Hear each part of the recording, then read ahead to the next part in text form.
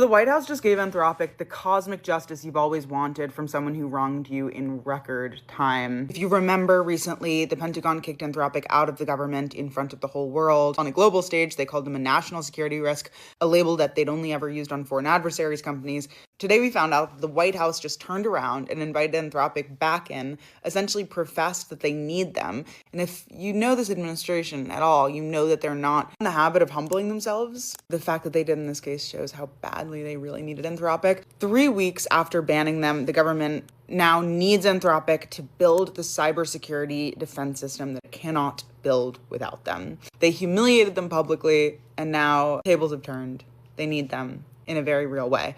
And the story of how we got here is one of the most absurd, ongoing, never-ending sagas happening in AI right now. So let's break it down. The Pentagon and Anthropic had been negotiating a $200 million contract. If you don't know, I'm going to go fast through this context. During these negotiations, Anthropic asked for one thing, which were assurances that AI wouldn't be used for autonomous lethal weapons or surveilling Americans. Should be pretty basic. The Pentagon's response was that no private contractor tells us how to use our technology.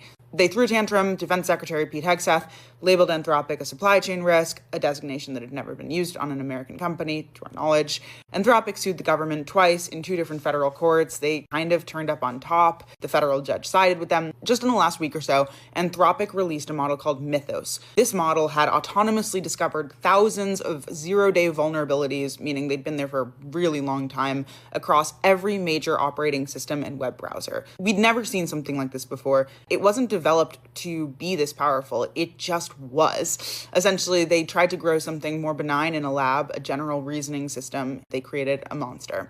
Kind of cliche, but it's true.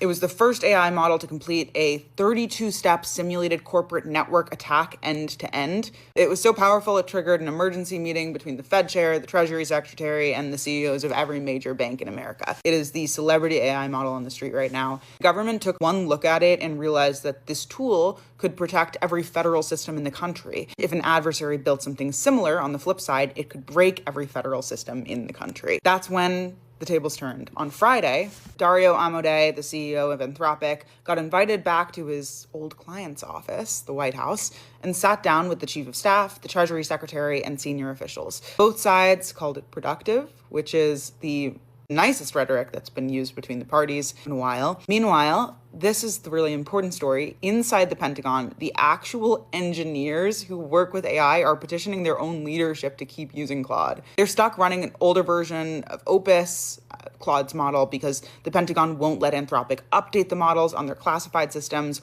They are putting up a fight just to put up a fight.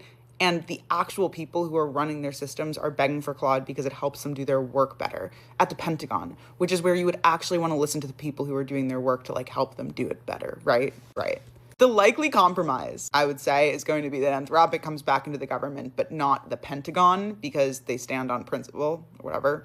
Maybe eventually Pete Hegseth will put his tail between his legs. Trump will get distracted by something shiny, another war. The White House will get Mythos for cybersecurity because they need it. If there's one thing about Anthropic, they're all for doing the right thing by America. The Defense Department will keep fighting in court. That's not over. The company that said, please don't use our AI for autonomous weapons will get welcomed back by every agency, probably except the one that builds weapons. Meanwhile, the Pentagon is somehow content with XAI and OpenAI to piece together something similar to what their engineers and their team actually wants to use. The White House and Anthropic are at least on good terms, working together to harness the power of the most powerful cybersecurity tool on Earth, because the government can't defend itself without it. And meanwhile, the engineers inside the Pentagon are begging to use it, but their bosses say no because their feelings are hurt. So those are your Sunday scaries.